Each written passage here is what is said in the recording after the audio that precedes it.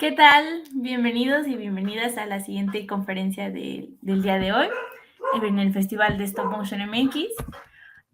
Vamos a tener una plática con Michael Graham. Aquí está. Eh, con Michael, que nos va a platicar sobre, su trabajo. Michael Granberry es un actor. Hi. Hi, Michael. Welcome. Thank you. I'm gonna do the presentation in Spanish first, and then I'm gonna translate to English. Thank you. You're welcome.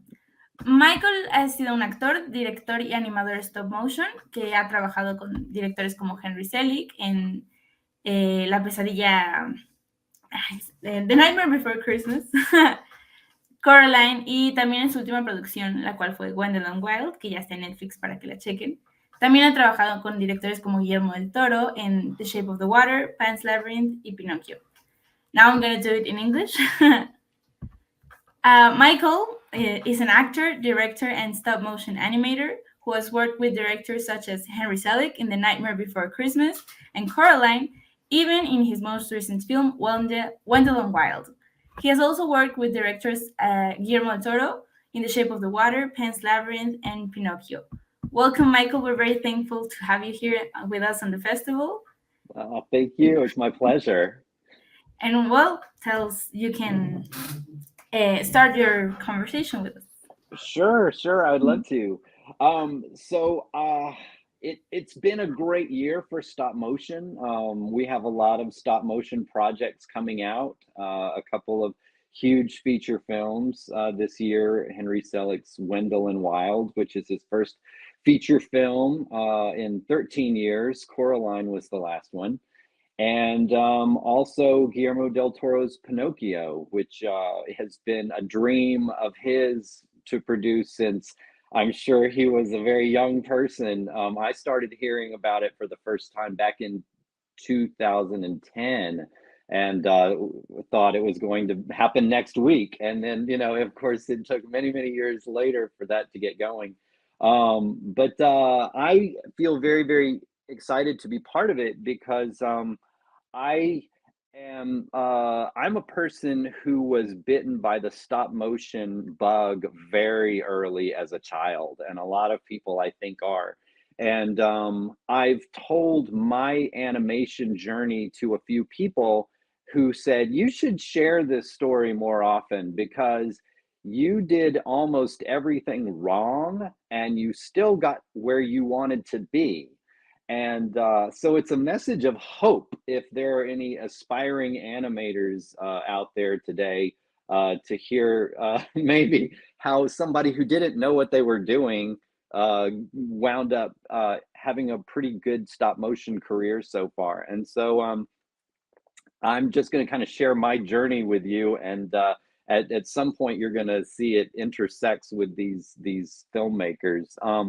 But yes, I got started doing stop motion when I was very young. My father took me to go see Ray Harryhausen's The Seventh Voyage of Sinbad when I was about 8 years old, and my head immediately blew off just seeing monsters and dragons and sword fighting skeletons and things that I couldn't believe.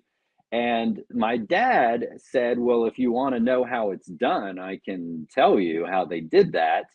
And so he explained to me stop motion. And it turns out that when he was a kid, he had been making little stop motion films with his toy soldiers in his mother's rose garden in the backyard. And so I grabbed onto this concept very early. And then I just wanted to watch stop motion all the time, and just any old movies I could find or TV shows where there was stop motion.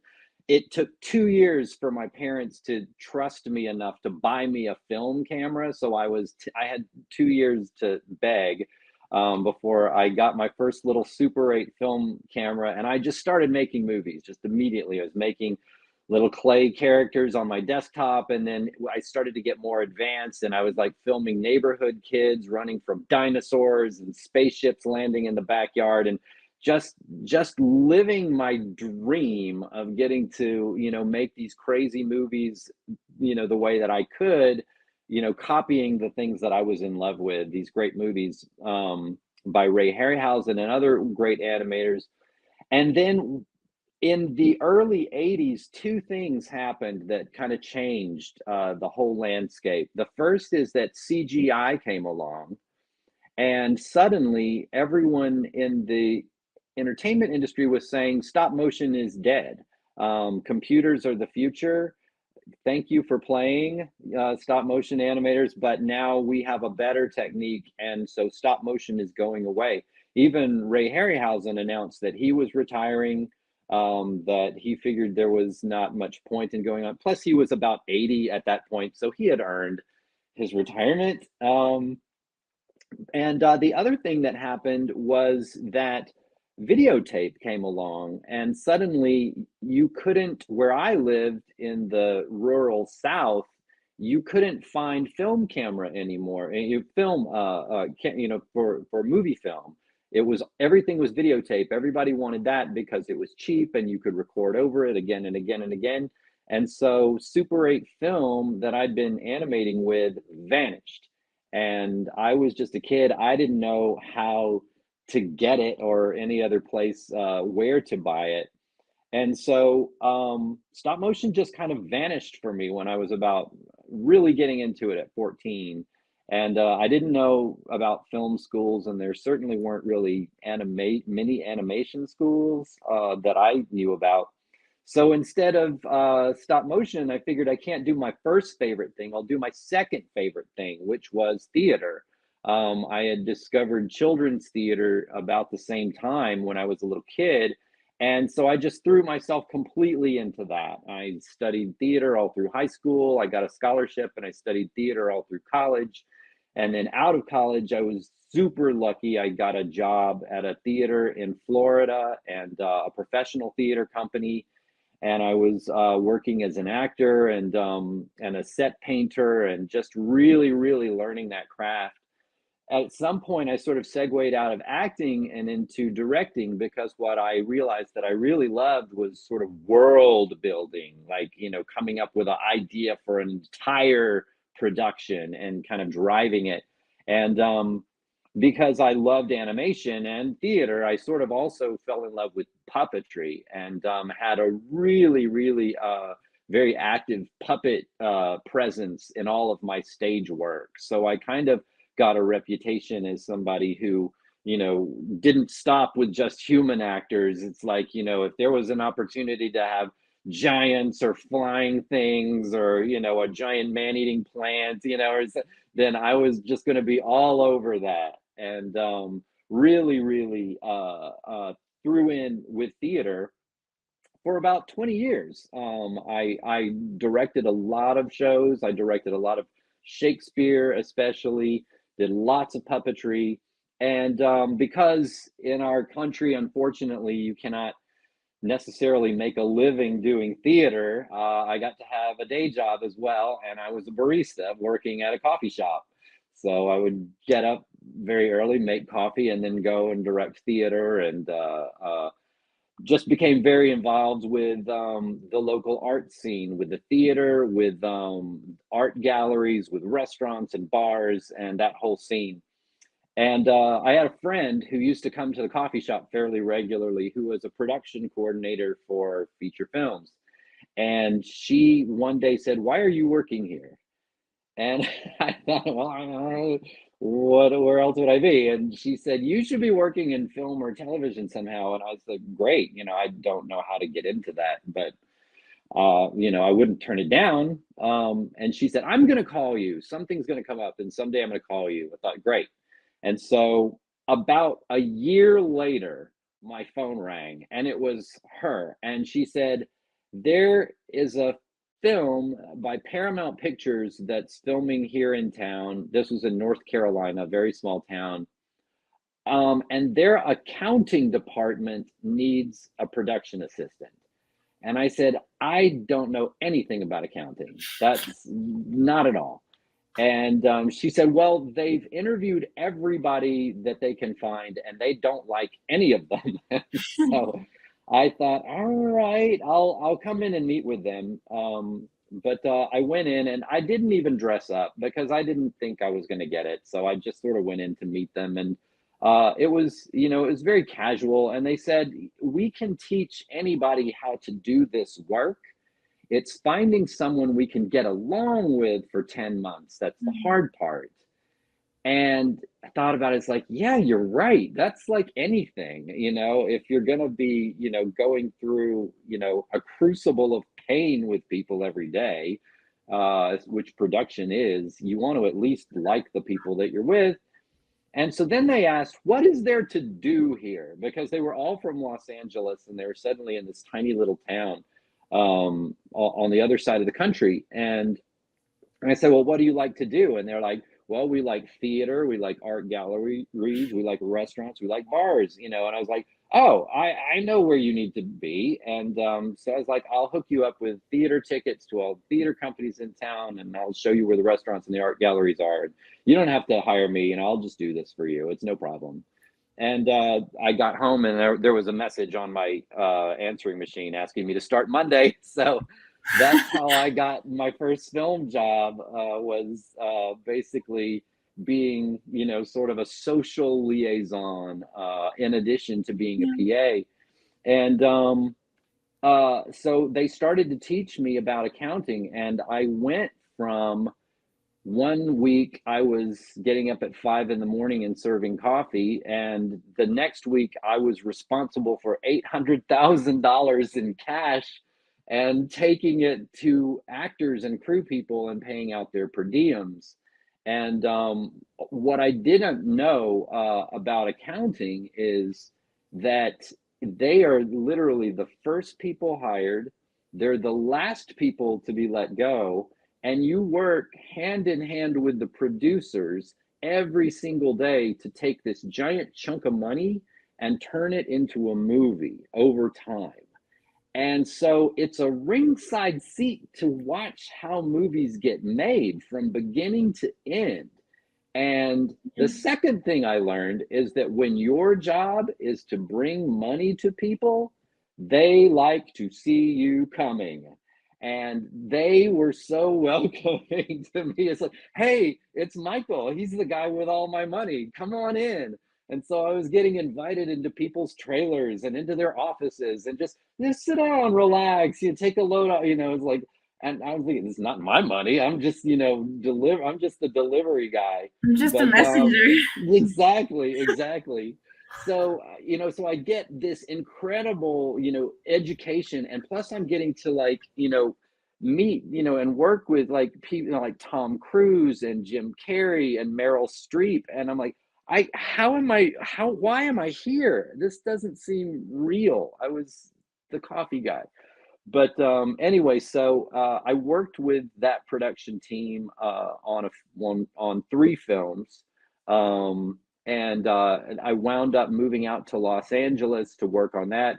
And after a while of working, you know, in accounting, which was a great job, and learning how to make a budget and, you know, do all these things, it was very clear to me that it wasn't something I was born to do. You know, like some of the people I worked with were just born to do it. They were incredible.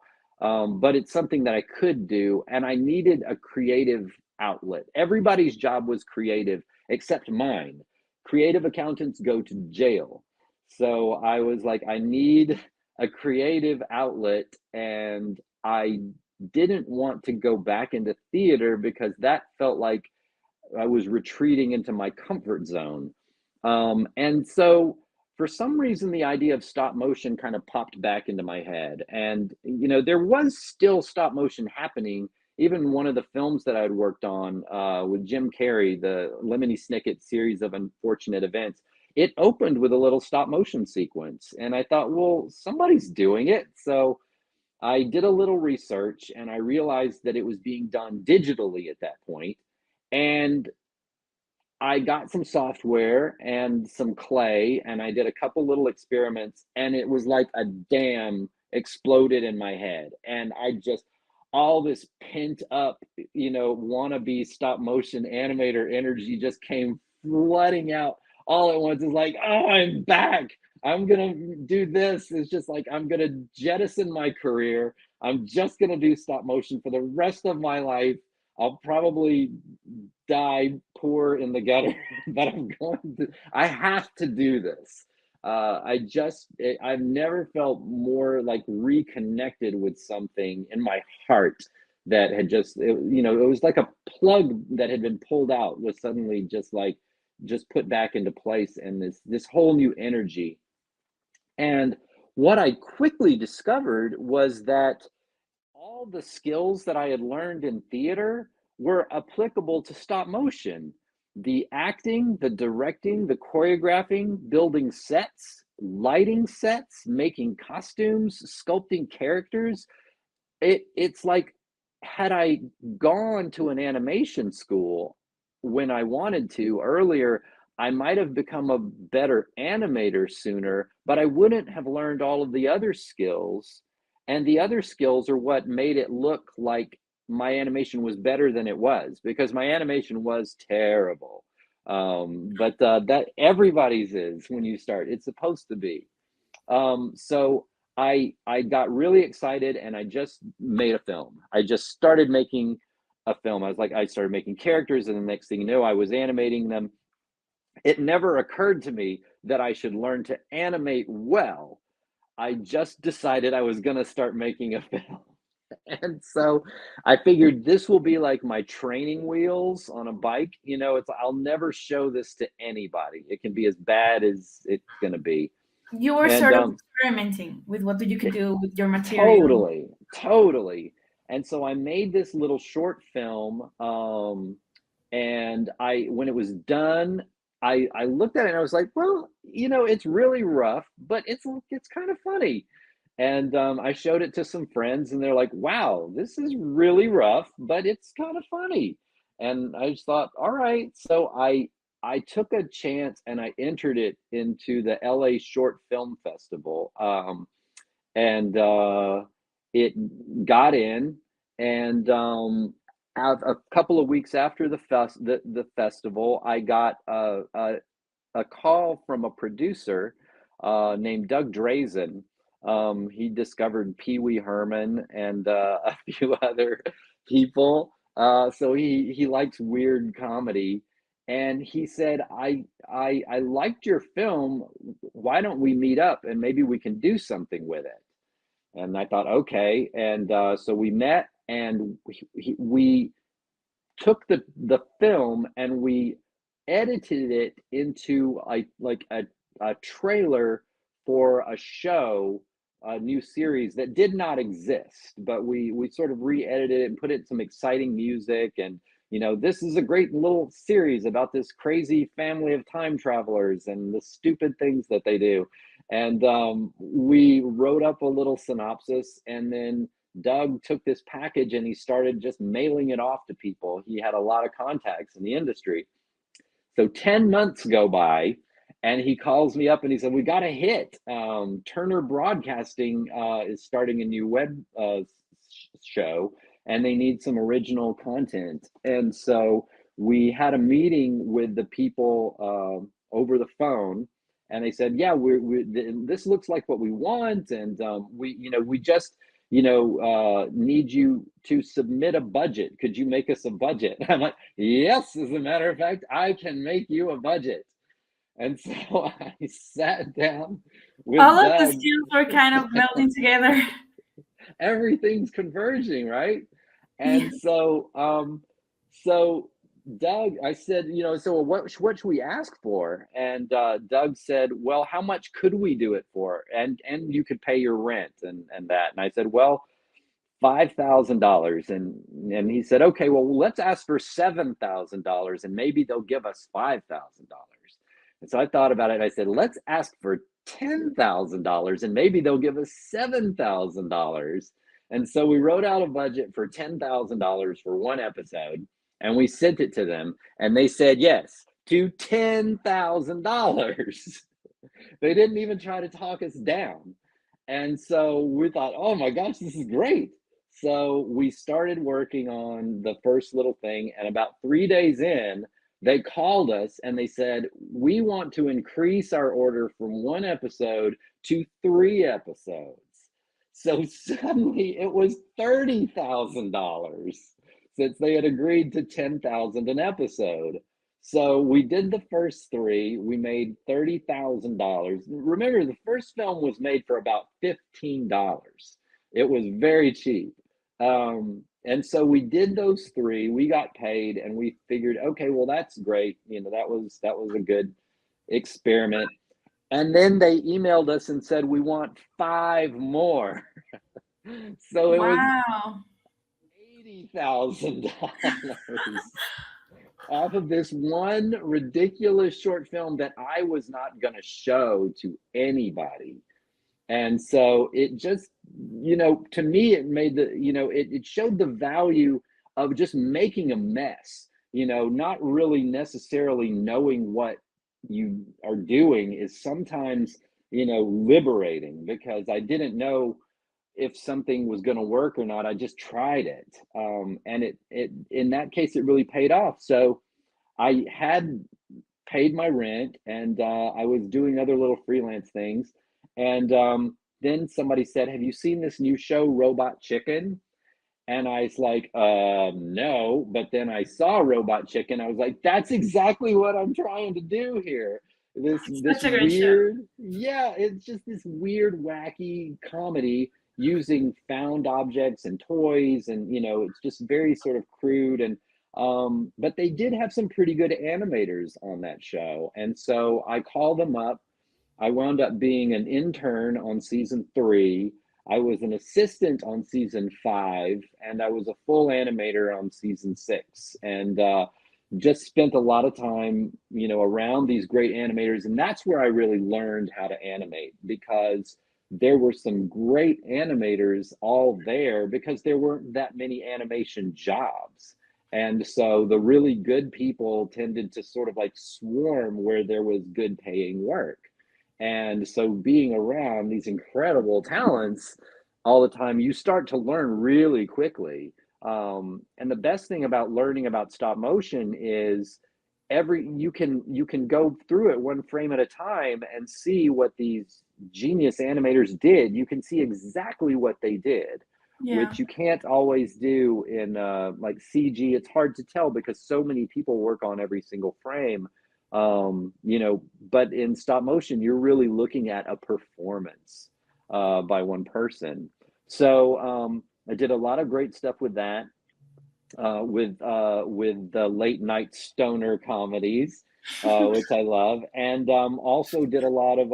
I got some work in horror movies too, working on some little feature films called Tales of Halloween and Monsterland and things like that, where people like me who grew up watching stop motion monsters and things were now making the movies. So if they had a place to put the little stop motion, then they would call me up and say, hey, we need a monster. I was like, oh, I'm all over it. It's my favorite thing. So I did that for a little while, did the stoner comedies and horror movies, and then I went to the only place you can go after horror movies, and that's preschool television. And I worked on a show called Tumbleleaf, which was a beautiful preschool show that taught kids basic science concepts and things like that. It was set in a beautiful natural world. And I worked on that show for 4 whole seasons. I started on it as an animator, then I got promoted to supervising animator. And then by season 3, I got promoted to animation director, and was working on that show very intensely, but kind of from not really from an animator's perspective. There's a point at which you kind of leave animation if you go too high. And so you can be a lead animator and you're still animating every day, but as animation director, my job was to sort of help everybody. And I love helping animators and working with animators, and coming up with solutions for things. But I wasn't getting to animate that much. I was only usually animating if someone was out sick, and we had to keep things moving. So after that show finished, I was wondering, okay, well, now what's next? Because that was a very good show, and I'm always trying to. The way to get better at something is to work with people more experienced than you on harder stuff. And Yeah. so I've sort of gotten to the point where it's like, well, that's feature films, honestly.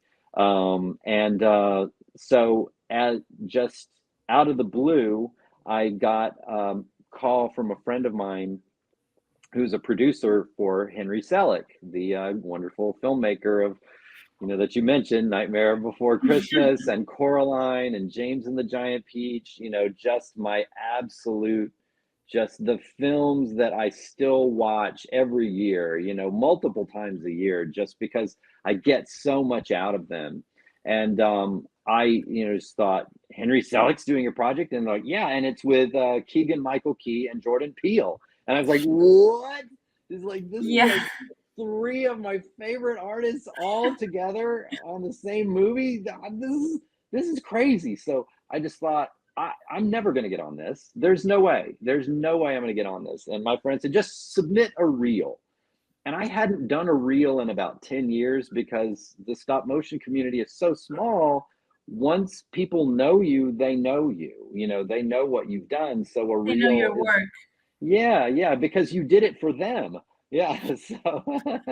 So I had to put together a reel, and it had to be it had to look like movie stuff, and it couldn't look like just TV stuff. And so I had made this short film called Demon Garden, which was a little horror movie, and it had these bizarre little demon monsters in it.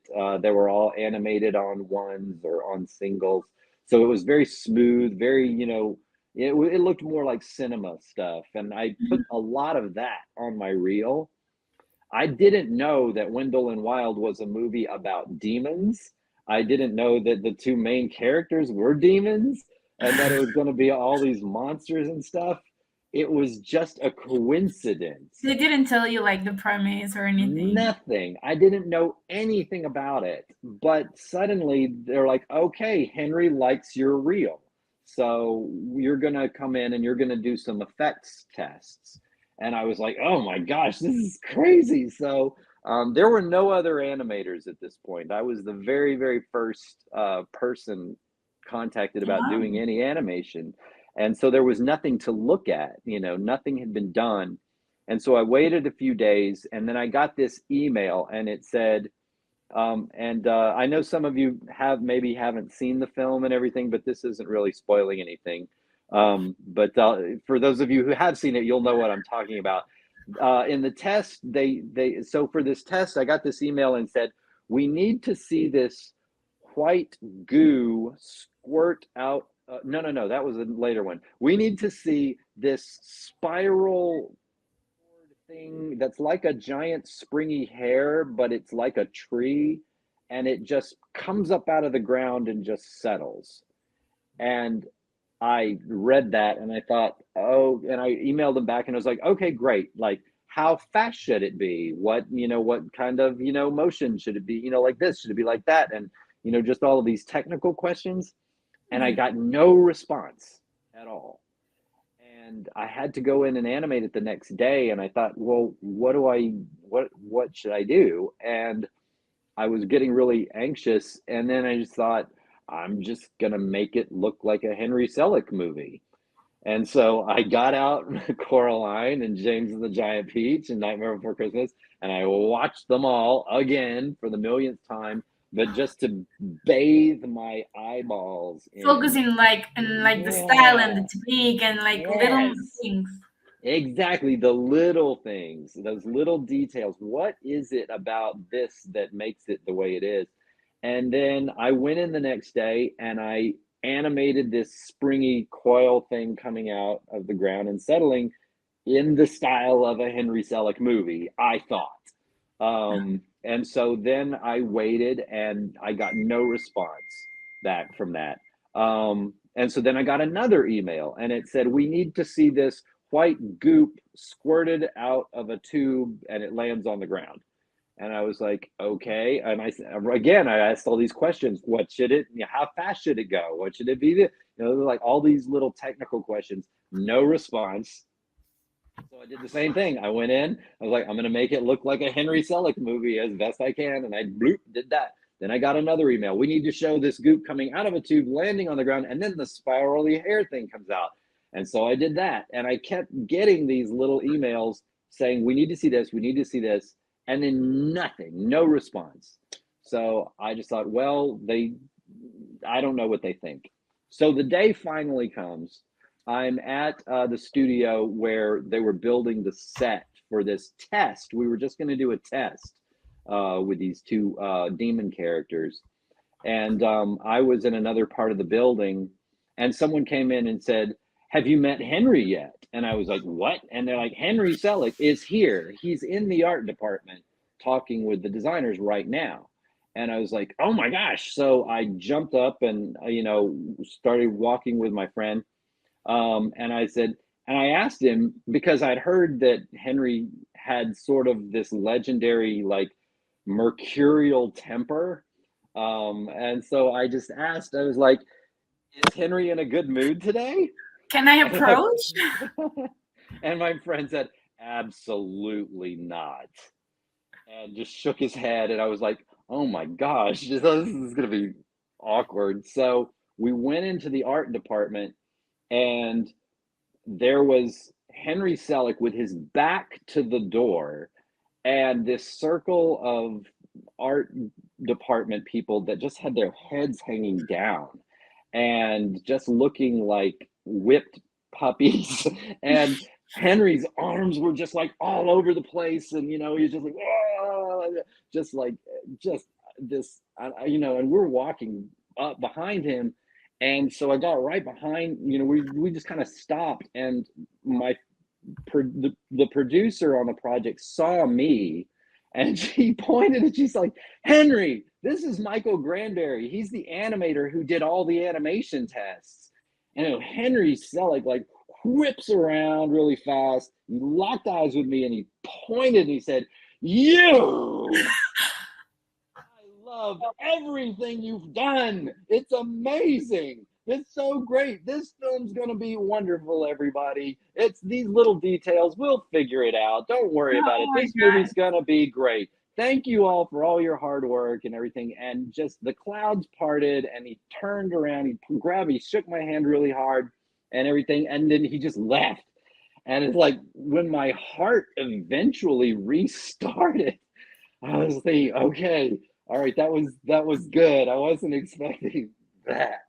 But I survived it. And then we wound up working in Los Angeles on this test, which, like I said, it was going to be just two characters on a stage, but it kept getting more and more elaborate. Like suddenly it was three characters, and then it was a whole scene, and then they were building multiples of the puppets. I was like, wait a minute, what are we doing? This isn't just a test. You're shooting a scene from this movie.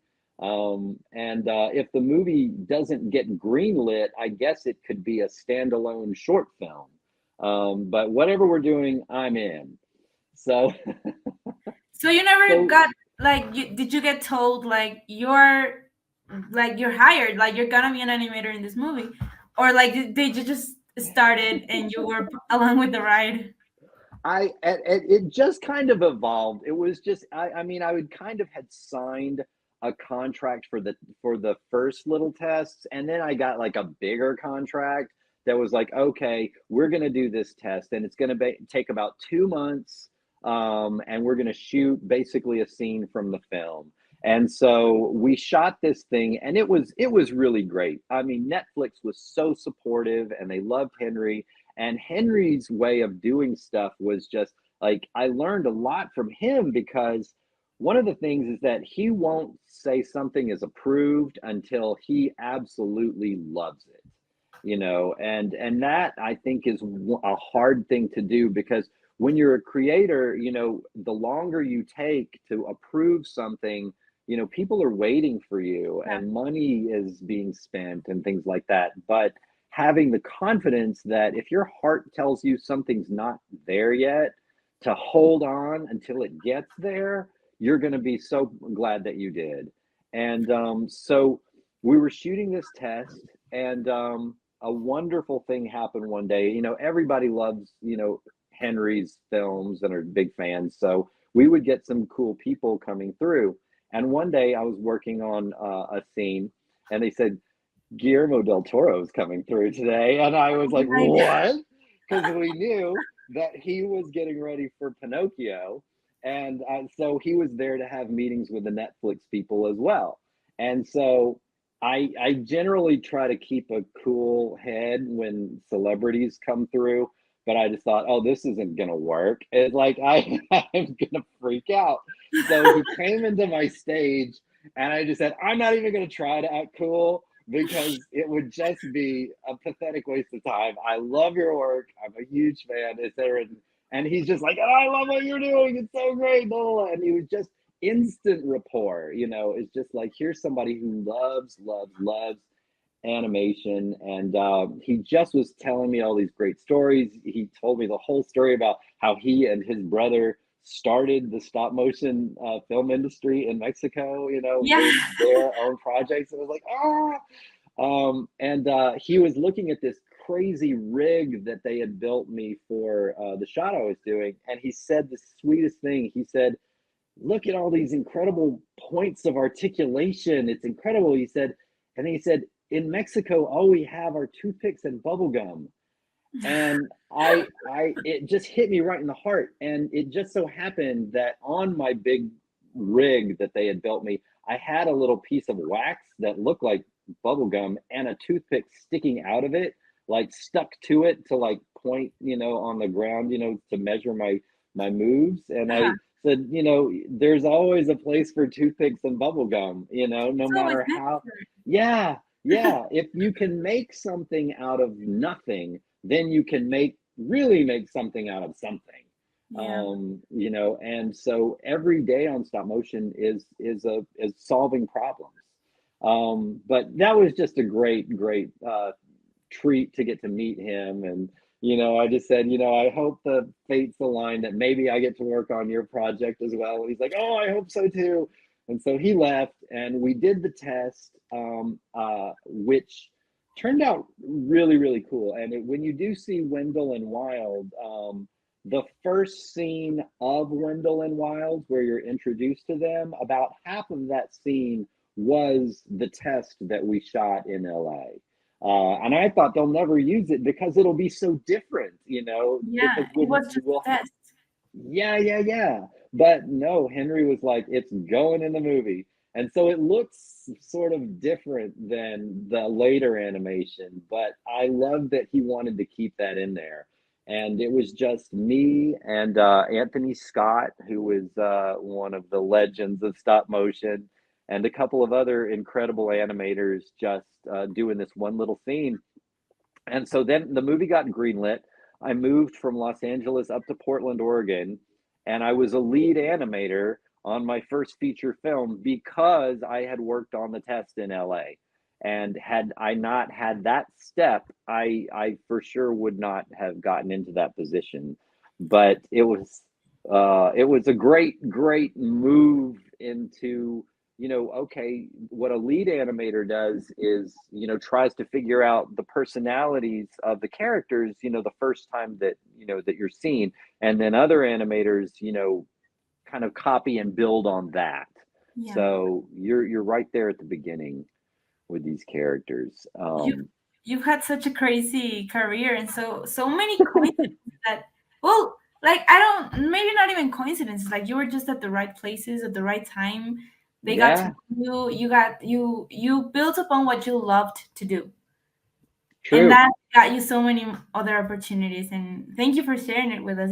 It is crazy. It is something you should share more often because I Absolutely. yeah. I thank you for sharing your story with us. Is there something you would like to close on about your experience? What I wanted to ask you because you started talking about horror. Which is your Mhm. favorite genre of to animate in, like horror, fiction, fantasy? Because they're so different. Wow. They are all so very different. I guess, you know, there's shows are sort of designed to be animated very quickly.